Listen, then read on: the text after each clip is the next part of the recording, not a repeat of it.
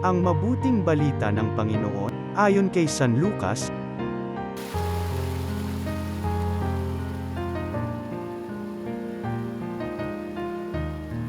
Isang araw ng pamamahinga, naparaan sina Jesus sa triguhan.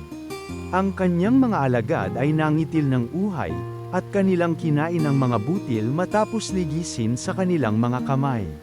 Bakit ninyo ginagawa sa araw ng pamamahinga ang ipinagbabawal ng kautusan? Tanong ng ilang Parisiyo. Sinagot sila ni Jesus, hindi ba ninyo nabasa ang ginawa ni David nang nagutom siya at kanyang mga kasama? Pumasok siya sa bahay ng Panginoon, kumuha ng tinapay na handog sa Diyos at kumain nito. Binigyan pa niya ang kanyang mga kasama, bagamat ayon sa kautusan, ang mga saserdote lamang ang may karapatang kumain niyon.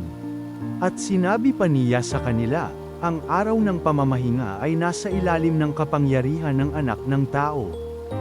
Ang mabuting balita ng Panginoon.